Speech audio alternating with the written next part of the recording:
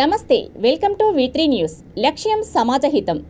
ఇక డీటెయిల్స్ చూస్తే, మహిళల అభ్యున్నతి కోసం ఆలోచించే ఏకైక ప్రభుత్వం తెరాస సర్కార్ అని జూబ్లీహిల్స్ ఎమ్మెల్యే టీఆర్ఎస్ హైదరాబాద్ జిల్లా అధ్యక్షుడు మాగంటి గోపీనాథ్ అన్నారు.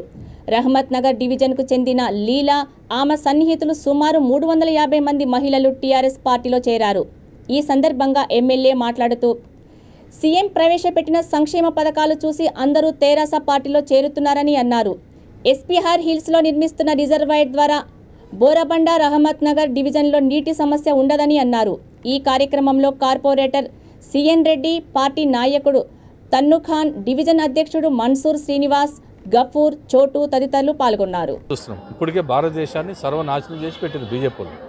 మళ్ళీ ఏం తెలియనట్టు ఇప్పుడు వచ్చి మేము అది చేస్తాం, ఇది చేస్తాం. అరే, మీకు బుద్ధి ఉందా? బీజేపీ నాయకులు చెప్తున్నారు, మీకు కొంచెమైనా బుద్ధి సిగ్గు ఉందా? మీరు ఫస్ట్ మీ రాష్ట్రాల్లో, పరిపాలించే రాష్ట్రాల్లో చేసి ఇక్కడ రాంటినారు. ఇక్కడికి వచ్చి తెలంగాణ ప్రజలు ఏదో నమ్మేస్తారు, మేము మున్సిపల్ ఎలక్షన్స్లో ఇక్కడ మోసం చేసినాం పబ్లిక్ని, మళ్ళీ మోసం చేద్దాం అనుకున్నారు. మున్సిపల్ ఎలక్షన్స్ వేరు, ఈ ఎలక్షన్స్ వేరు.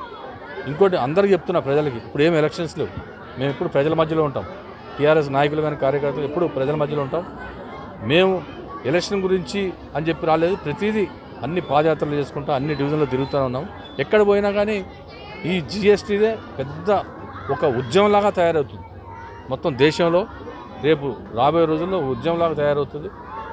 ఈ ధరలు ఇంత భయంకరంగా బీజేపీ వాళ్ళు జిఎస్టీలు వేసుకుని చేసి వాళ్ళు నీతులు చెప్తూ ఉంటారు. మరి మీరు కాంగ్రెస్ వాళ్ళు 4 నుంచి 500 రూపాయలు చేస్తేనే గొడవ చేస్తారు. వాళ్ళ 1160 రూపాయలు, వాళ్ళ ఇంకెంత పెరుగుతుందో తెలియదు. ప్రజలు ఎట్లా బతుకుతారు? నువ్వు ఉన్న డబ్బులన్నీ ఎవరెవరికో ఇస్తున్నావు, ఎవరెవరికో రుణాలు మాఫీలు చేస్తున్నావు లక్షల కోట్లలో. మరి ట్యాక్స్లన్నీ ఏమవుతున్నాయి? ఇప్పుడు జిఎస్టీ ఇన్ని లక్షలు ట్యాక్సులు వసూలు చేస్తున్నారు, ఏం చేస్తున్నారు వసూలు చేసిన ట్యాక్సులు? మరి ఈ విధంగా అనేక సంవత్సరాలు నాశనం చేసి వాళ్ళ భారతదేశంలో మరి మోడీ గారు ఆయన ఏం పరిపాలిస్తున్నాడేమో ఆయనకే తెలియాలి. మరి ఇంకా పేద ప్రజలు ఇప్పుడు మేలుకుంటున్నారు. మేలుకోకముందే వాళ్ళు న్యాయం చేయాలి, ఇవన్నీ తీసేయాలి ట్యాక్సులు. ఒకవేళ తీయకపోతే మీ బీజేపీ వాళ్ళు రోడ్ల మీద తిరుగుతాం కూడా కష్టం అవుతుంది. ప్రజలు ఆ విధంగా ఆవేశంగా ఉన్నారు ప్రజలందరూ. చిత్తూరు జిల్లా కాణిపాకం శ్రీ వరసిద్ధి వినాయక స్వామి దేవస్థానం మహా కుంభాభిషేక మహోత్సవాన్ని ముగించుకొని అంగరంగ వైభవంగా స్వామివారి దివ్య కళ్యాణ మహోత్సవం కన్నుల పండుగగా నిర్వహించారు. ఈ కళ్యాణ మహోత్సవంలో వేలాది మంది భక్తులు పాల్గొన్నారు. ఈ కార్యక్రమంలో దేవస్థానం చైర్మన్ మోహన్ రెడ్డి, ఈవో సురేష్ బాబు, ఆలయ పునర్నిర్మాణ దాతలు ఐకా రవి, గుత్తికొండ శ్రీనివాస్, అర్చకులు, వేద పండితులు తదితరులు పాల్గొన్నారు.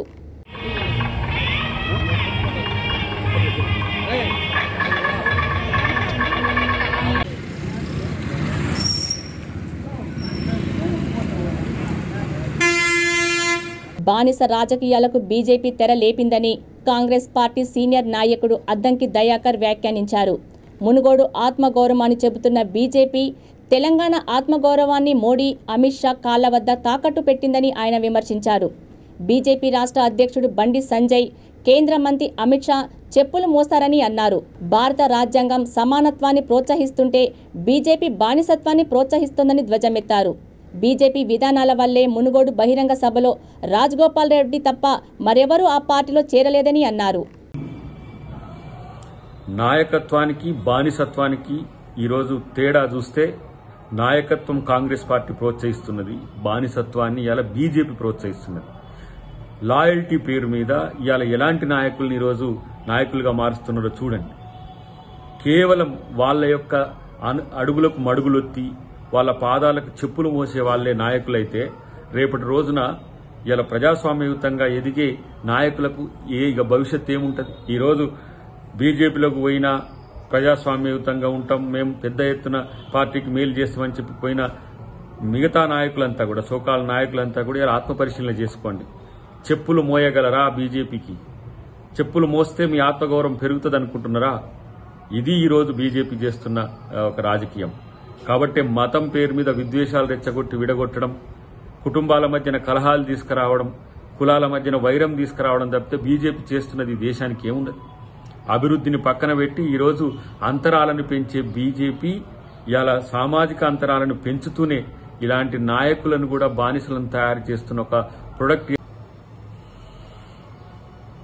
చరిత్ర పేరు మీద అబద్దాలు ప్రచారం చేసే బీజేపీ ఇలా రాజ్యాంగం యొక్క మౌలిక సూత్రాలను పక్కన పెట్టి నాయకత్వమే నేరుగా సమానత్వానికి మేము బాసటగా ఉండం, బానిసత్వానికి మాత్రమే బాసటగా ఉంటామని చెప్తున్న ఈ సంఘటన యావత్ తెలుగు సమాజమే కాదు భారత సమాజం కూడా దీన్ని తీవ్రంగా వ్యతిరేకించాల్సిన అవసరం ఉంది. చెప్పులు మోయించుకునే కల్చర్ ఉన్న బీజేపీ నాయకుల యొక్క ద్వంద్వ నీతిని, దమన నీతిని ఎండగట్టాల్సిన అవసరం ఉంది. అది కూడా ఒక భద్రకాళి టెంపుల్, ఒక సంప్రదాయాలకు పెట్టినిల్లుగా ఉన్న వరంగల్లో భద్రకాళి టెంపుల్లో చేసిన ఈ చర్య నిజంగా కూడా అమ్మవారికి కూడా పెద్ద నష్టం జరిగించే విధంగా, ఆమెకు తలవంపులు తెచ్చే విధంగా చేసిన ఇలా బీజేపీని లేకపోతే బండి సంజయ్ గారిని, అమిత్ షా గారిని ప్రజలు ఈరోజు చీత్కరించుకుంటున్న వైనం చూడాల్సిన అవసరం ఉంది. ఇది డెఫినెట్ గా ఒక కొత్త బానిసల అడ్డాగా బీజేపీ మారుతుందని చెప్పడానికి ఇది ప్రత్యక్ష ఉదాహరణ అని చెప్పక తప్పదు. డెఫినెట్ గా దీని మీద ప్రజలందరూ కూడా ఆలోచించాలి.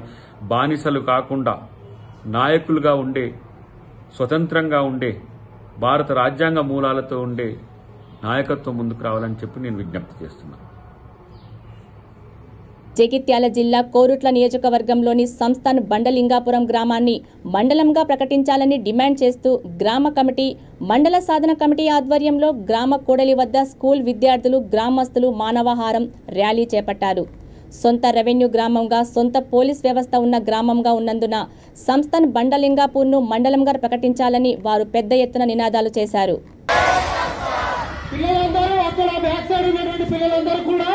గట్టిగా నిరోధించాలి. 10th క్లాస్ పిల్లలు ఉన్న టైము వాళ్ళు సైలెంట్ గా చేతులు కట్టుకుని ఉన్నారు. దయచేసి బండలింగాపూర్ గ్రామాన్ని వెంటనే, బండలింగాపూర్ గ్రామాన్ని వెంటనే, బండలింగాపూర్ ప్రజల ఐక్యత, బండలింగాపూర్ ప్రజల ఐక్యత, సాధిద్దాం సాధిద్దాం సాధిద్దాం సాధిద్దాం. జై సంస్థాన్, జై సంస్థాన్. ప్రకటించాలి బండలింగాపూర్ గ్రామాన్ని వెంటనే, బండలింగాపూర్ మండల కేంద్రంగా వెంటనే. జై సమస్తం, జై సమస్తం. సాధిద్దాం సాధిద్దాం సాధిద్దాం సాధిద్దాం. జై సమస్తం. బండలింగాపూర్ వెంటనే, బండలింగాపూర్ వెంటనే, బండలింగాపూర్ వెంటనే.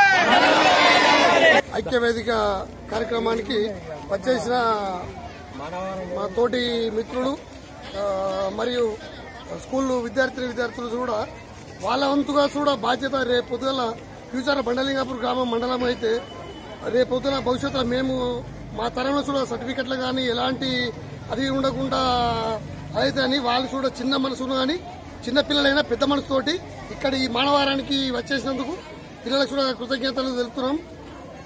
రెండవది ఏంటంటే మా గ్రామానికి అన్ని రకాల అర్హతలు ఉన్నాయి. గతం నుండి సంస్థాన్ బండలింగాపూర్లో మాది ఒక చుట్టూ 16 ఊర్ల పరిపాలన గల గ్రామము. గతంలో జైత్యాల డివిజన్ ఉన్న ఉమ్మడి జిల్లాలో ఉన్నప్పటి నుండి 5 మేజర్ పంచాయతీలు ఉండే 6, అందులో మల్లాపూర్, ఇబ్రాహీపట్నము, మెట్టిపల్లి, కురుట్ల అన్ని మండలాలైనాయి. ఒక మా బండలింగాపూర్ గ్రామమే మరి ఎందుకో దురదృష్టవశాత్తు అయిపోయింది. ఇప్పుడైనా ఈ గవర్నమెంట్ కనికరించి ఈ బండలింగాపూర్ జమాన్ నుంచి వెళ్ళి దొరల పరిపాలన గ్రామము, రెండవది ఏంటంటే జమాన్ నుంచి వెళ్ళి మేజర్ పంచాయతీ అయిన బండలింగాపూర్ని చుట్టుపక్కల గ్రామాలను కలుపుకొని మాకు అనుకూలంగా ఉన్నటువంటి సింగిల్ విండో పరిధిలో 4 గ్రామాలు అనుకూలంగా ఉన్నాయి. రెండవది పక్కన ఉన్న గ్రామాలు బిట్టచితాపూర్ కానీ, రంగారావుపేట కానీ, బిట్టంపేటకు మా ఊరు నుండి బస్సు సౌకర్యం కలదు కనుక ఇటు 4 గ్రామాలు మధ్యలో బండలింగాపూర్ ఉన్నది. 100% బండలింగాపూర్ మండలానికి అన్ని రకాల అర్హత ఉన్న గ్రామము కాబట్టి దయచేసి ప్రభుత్వము వెంటనే బండలింగాపూర్ మండల కేంద్రం ప్రకటించాలని కోరుకుంటూ ఈ అవకాశం ఇచ్చిన అందరికీ ధన్యవాదాలు. సొంత నిధులతో అభివృద్ధి చేస్తే చూసి ఓర్వలేక రంగారెడ్డి జిల్లా మీర్పేట్ మున్సిపల్ కార్పొరేషన్ 31వ వార్డ్ టీఆర్ఎస్ మహిళా కార్పొరేటర్ భర్త నాశనం చేస్తున్నారని 30వ వార్డ్ కార్పొరేటర్ ప్రమిళ యాదగిరి ముదిరాజ్ ఆరోపించారు. ఇండిపెండెంట్గా పోటీ చేసి గెలిచిన అనంతరం 3 నెలలలోపు సొంత నిధులతో వార్డును తాము అభివృద్ధి చేస్తున్నామని అన్నారు. అయితే 31వ వార్డు కార్పొరేటర్ భర్త రాజు తాము చేపడుతున్న అభివృద్ధిని చూసి ఓర్వలేక తన అనుచరులతో గ్రీనరీ, సైడ్ వాల్స్, సూచిక బోర్డులు, బ్యానర్లు చింపడం, ఫ్రేమ్స్ తీసుకెళ్లడం ఎంతవరకు సమంజసమని ప్రశ్నించారు. కార్పొరేటర్ భర్త వ్యవహార శైలిపై మంత్రి సబితా ఇంద్రారెడ్డి స్పందించి తక్షణమే చర్యలు తీసుకోవాలని మీడియా సమక్షంలో కోరారు.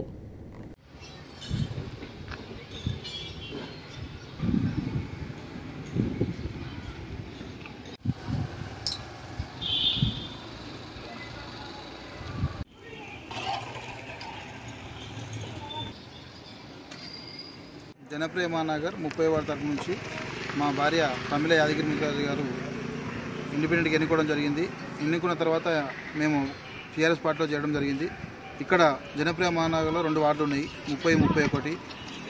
మేము గెలిచినప్పటి నుంచి గెలిచిన సంతోషంలో మేము ఇక్కడ కాలనీలో ఉండే కొన్ని సమస్యలపైన దృష్టి ఉంది కాబట్టి ఆల్రెడీ మేము దానిని తక్షణం గుర్తించి కొన్ని మా సొంత నిధులతోటి ఒక 5 లక్షలతోటి నేను డివైడర్లు, కొన్ని గ్రీనరీ ప్లేస్లు, కొన్ని అలాంటివి నేను ఇమీడియట్లీ గెలిచిన తక్షణంలో ఆ సంతోషంలో నిర్మించడం కూడా జరిగింది.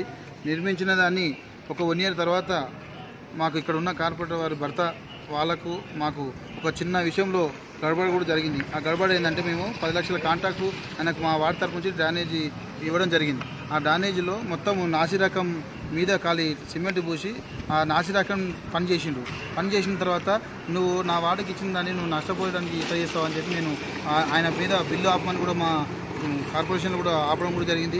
అప్పుడు ఆ గతంలో ఉన్న ఏఈ కృష్ణయ్య సార్ ఉండే, ఆ సార్ ఉండి రిక్వెస్ట్ మేరకు సార్ నా మాట సార్ జర ఏమనుకోకండి, మా జాబులు పోతాయి, మాకు ఇబ్బంది అవుతుంది అంటే ఆయన మాట అయినా మేము కూడా మళ్ళీ కామ్గా ఊపుకున్నాం. బిల్లు రిలీజ్ చేసే టైంలో అది దృష్టిలో పెట్టుకొని అక్కడ నుంచి మేము కూడా మాట్లాడుకోవడం బంద్ చేసినాము.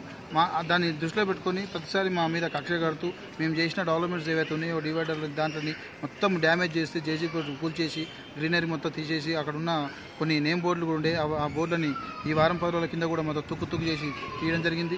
ఒక 6 నెలలు 7 సంవత్సరం ముందు కూడా మొత్తం మేము వేసిన పెయింటింగ్ మేము ఆయిల్ పెయింట్ వేసినాము. ఇది మంచిగా ఉండాలి, కాలనీ మంచిగా కనబడాలని.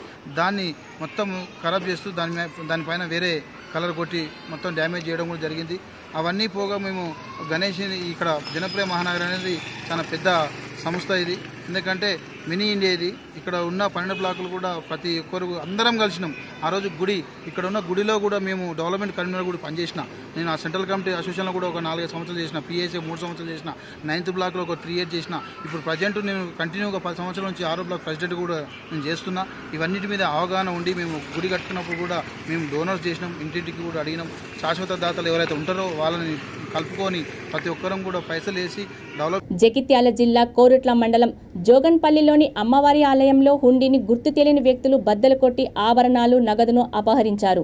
ఉదయం ఆలయ పూజారి వెళ్లేసరికి ఆలయం తలుపులు బద్దలు కొట్టి హుండీ తాళం తెరిచి ఉండడం చూసి ఆలయ కమిటీ, గ్రామ సర్పంచ్ దుంపల నర్సుకు సమాచారం అందించారు. ఆలయ కమిటీ, సర్పంచ్ హుటాహుటిన ఆలయానికి చేరుకొని ఎస్ఐకి సమాచారం అందించారు. 90,000 రూపాయల విలువైన అమ్మవారి ఆభరణాలతో పాటు సుమారు 5 ఏళ్ల నుండి లెక్కించని హుండీలోని నగదు పోయినట్లు గుర్తించారు. పోలీసులు కేసు దర్యాప్తు చేపట్టారు.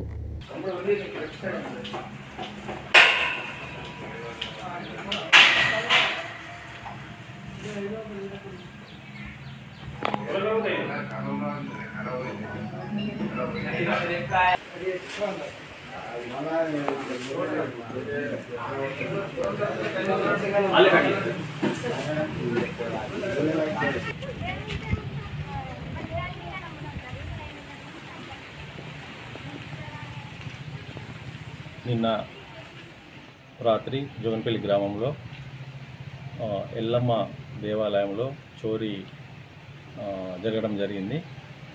అయితే ఈరోజు ప్రొద్దున గుడికి సంబంధించినటువంటి పూజారి వచ్చేసరికి తలుపులన్నీ ఓపెన్ అయి ఉన్నాయి. వెంటనే అతను వాళ్ళ సగం సభ్యులకు తెలియజేయడం జరిగింది. వాళ్ళు వచ్చి చూడగానే ఎల్లమ్మ దేవునికి సంబంధించినటువంటి కళ్ళు, బంగారు కళ్ళు, అలాగే ముక్కు పుడక, బంగారు ముక్కు పుడక మరియు వెండి పుస్తెలు, మట్టెలు, అలాగే ఉండికి సంబంధించినటువంటి 6 నెలల ఉండికి సంబంధించినటువంటి డబ్బులు కూడా అందులో కనపడకుండా పోయినాయి. వెంటనే దీన్ని మా దృష్టికి తీసుకురాగా వచ్చి చూడడం జరిగింది. వెంటనే మేము కూడా ఎస్ఐ గారికి ఇన్ఫార్మ్ చేసినాము. వారు కూడా వచ్చి ఎంక్వైరీ చేసి మరి సిద్దిపేట జిల్లా చేర్యాల మండల కేంద్రంలో విషాద సంఘటన చోటు చేసుకుంది. ట్రాక్టరు బైకు ఢీకొనడంతో దూల్మిట్ట మండలం కూటిగల్ గ్రామానికి చెందిన సిరమల్ల వసంత, ఆమె కుమారుడు రమేష్ అక్కడికక్కడే మృతి చెందారు. వసంత చెల్లెలు డెలివరీ ఉండడంతో కూటిగల్ నుండి చేర్యాలకు వస్తుండగా పట్టణ శివారిలోని బురామియా తోట వద్ద ట్రాక్టర్ బైకు ఢీకొనడంతో దూల్మిట్ట మండలం కూటిగల్ గ్రామానికి చెందిన సిరమల్ల వసంత, ఆమె కుమారుడు రమేష్ అక్కడికక్కడే మృతి చెందాడు. వసంత చెల్లెలు డెలివరీ ఉండడంతో కూటిగల్ నుండి చేర్యాలకు వస్తుండగా పట్టణ శివారిలోని బూరామియా తోట వద్ద ట్రాక్టర్ కేజ్ వీల్ తగిలి తలకు బలమైన గాయం కావడంతో వారిద్దరూ మరణించారు. పోలీసులు సంఘటనా స్థలానికి చేరుకొని మృతదేహాలను పోస్టుమార్టం నిమిత్తం తరలించారు. కేసు నమోదు చేసి దర్యాప్తు చేపట్టారు.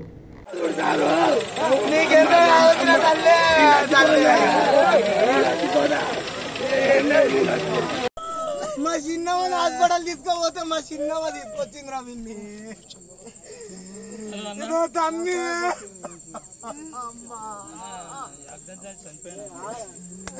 నా తమ్మి నేను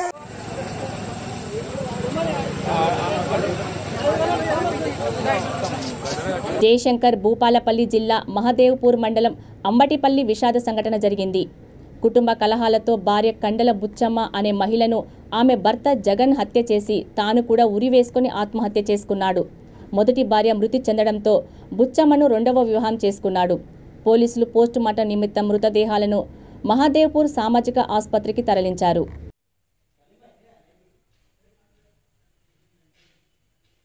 చిత్తూరు జిల్లా కాణిపాకం వరసిద్ధి వినాయక స్వామి దేవస్థానం మహాకుంభాభిషేకం సందర్భంగా సంగీత విభావరి భక్తి గీతాల కార్యక్రమంలో ఏర్పాటు చేశారు.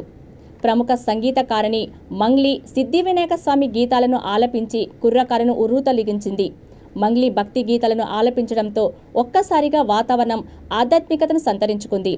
అంతకుముందు ఏఈఓ విద్యాసాగర్ రెడ్డి మంగ్లీకి ఘనస్వాగతం పలికి ఘనంగా సత్కరించారు.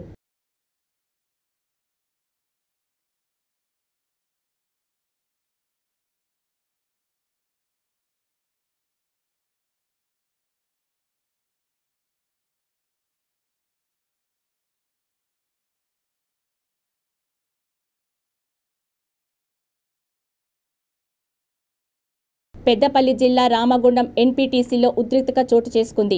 కాంట్రాక్టు కార్మికుల సమస్యలపై కార్మికులు కదం తొక్కారు. పరిస్థితి ఉద్రిక్తంగా మారడంతో సీఐఎస్ఎఫ్ పోలీసులు లాఠీచార్జీ చేశారు.